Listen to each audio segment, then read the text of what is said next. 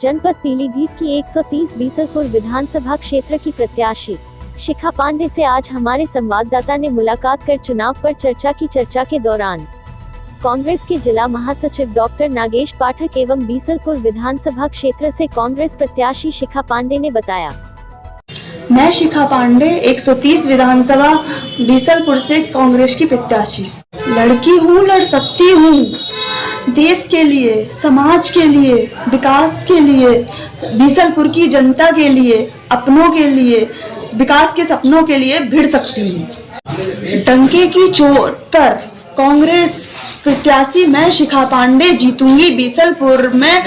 मैं आपके वोट पर, विरोधियों की चोट पर, सबके साथ पर, सबके विकास पर, वोट दो हाथ पर।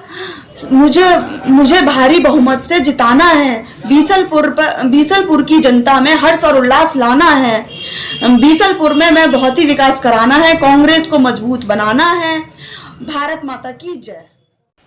मैं कांग्रेस का जिला महासचिव डॉक्टर नागेश पाठक और हमारे जो पुत्रवधू हैं उनके लिए कांग्रेस का प्रत्याशी बनाया गया है शिखा पांडे, और हम उनके इलेक्शन एजेंट हैं और पूरा सारा चुनाव जो है हम ही देख रहे हैं। डॉक्टर साहब, चूंकि आप एक लंबे समय से यहाँ कांग्रेस पे रहे हैं और आपके चेहरे पर ही चुनाव है। शिखा पांडे प्रत्याशी जरूर है लेकिन चेहरा आपका है और एक मजबूत कांग्रेस के जनाधार वाले आप नेता रहे हैं, तो हम आपसे ये जानना चाहेंगे कि डॉक्टर साहब इस चुनाव के अंदर आप जो जा रहे हैं किन मुद्दों को लेकर जा रहे हैं? हमारे बहुत से मुद्दे हैं। सबसे पहले तो भारतीय जनता पार्टी सरकार जो बनाए हैं उन्होंने कहा था कि हम 6 महीने के अंदर सड़कों को गड्ढा मुक्त कर देंगे, लेकिन आज पूरे प्रदेश में गड्ढा युक्त सड़कें हैं। और हम लोग जो हैं सबसे पहले बनने के बाद सड़कों का कायाकल्प कराएंगे, दूसरे फैक्ट्रियों का निर्माण कराने का प्रयास करेंगे जिससे हमारा रोजगार युवाओं को मिल सके। और हमारे नवयुवकों के लिए खेल का मैदान की बहुत बड़ी आवश्यकता है। इसके लिए हम स्टेडियम का भी बनवाने का प्रयास करेंगे, बनवाएंगे, प्रयास क्या करें, बनवाएंगे ही। और स्वास्थ्य के लिए जो हमारा एजेंडा भी है कि 10 लाख रुपए तक का इलाज हमारे यहाँ फ्री होगा हमारी सरकार बनने के बाद। और हमारे जो ख़ास तौर से चीज़ें हैं कि किसानों का कर्जा माफ़, बिजली का बिल हाफ, और इंटर की लड़कियां जो पास होंगी उनके लिए लैपटॉप, और जो BSc MSc लड़कियां पास होंगी उनके लिए स्कूटी मुफ्त दी जाएगी। और साथ साथ में किसानों का जो भी कोरोना काल में खर्चा हुआ या और बात हुए उनको सबको 25,000 रुपये महीने दिया जाएगा।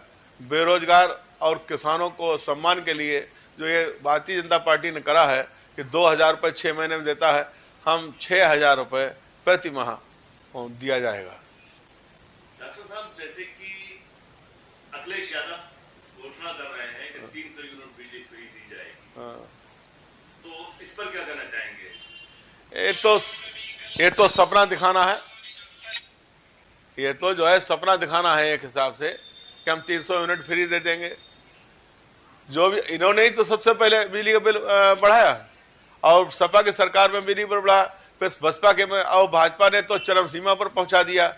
बिजली के बिल अगर कोई हाफ करेगा तो कांग्रेस गवर्नमेंट ही करेगी, कांग्रेस ही कर पाएगी। अच्छा डॉक्टर साहब, ये बताइए, एक लंबे समय से तेज बहादुर गंगवार के बाद से जो है कांग्रेस यहाँ पर नहीं रही है और आज जो है कांग्रेस का तेजी से जनाधार बढ़ रहा है, इसके लिए आप किसको मानते हैं कि किसकी वजह से कांग्रेस तेजी से बढ़ रही है? ऐसा है बाबू, तेज बहादुर के बाद कांग्रेस का जो पतन होना शुरू हुआ उसका मेन कारण ये रहा कि आयाराम गयाराम को टिकट मिले और संगठन खत्म होता चला गया। इस बार प्रियंका गांधी जी ने कहा था जो संगठन के लिए काम करेगा हम उसी को प्राथमिकता देंगे, और हमने संगठन के लिए काम किया और उनकी निगाह में भी आया कि हाँ उन्होंने पूरे जनपद में संगठन के लिए काम किया है, इनके लिए पारितोषिक रूप में टिकट विकट दिया जाए, इससे हमारी जनाधार बढ़े। तो उन्होंने इस बार जो है जनाधार वाले आदमी को दिया है, इसके लिए हम उनका धन्यवाद देते हैं। क्योंकि 40% महिलाओं के लिए रिजर्व किया था कि कांग्रेस जो है अपने पार्टी में 40% जो है वो रिजर्व रखेंगे। उसी नाते उन्होंने हमारे पुत्रवधू को टिकट दिया है और हम उनको लड़ा रहे हैं। डॉक्टर साहब, बीसलपुर की जनता को आप क्या संदेश देना चाहते हैं चुनाव में वोट के लिए? हमारा तो मुख्य यही है कि भाई भाजपा, बसपा, सपा और कांग्रेस चारों चुनाव लड़ रही हैं, और जब चारों चुनाव लड़ रहे हैं एक ही स्तर पर है।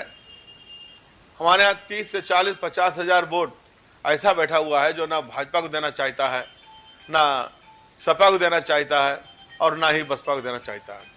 और जब बसपा के रूप में बहुत लंबे समय तक ये एमएलए भी रहे, मंत्री भी रहे, इनकी गतिविधियों की वजह से पब्लिक जो है उनकी तरफ रुझान उसका नहीं है। और अगर आपकी पुत्रवधू चुनाव जीत करके आती है तो रोजगार की क्या व्यवस्था रहेगी यहाँ पर, क्योंकि बेरोजगारी बहुत ज्यादा रही है बीसलपुर में? तो रोजगार समाप्त करने के लिए मुख्य चीज जो है फैक्ट्रियों का निर्माण कराना है, और उसके लिए हम लोग प्रयास करेंगे कि फैक्ट्रियां यहाँ कहीं लगें, जिससे कि रोजगार जो है समस्या खत्म हो। डॉक्टर साहब, आपके जो गन्ना मिल है यहाँ पर किसानों का बहुत अधिक बकाया है, इसके लिए आपकी क्या योजना है? गवर्नमेंट बनने के बाद सबसे पहले यहाँ जो है गन्ना किसानों का पैसा मुक्त कराया जाए।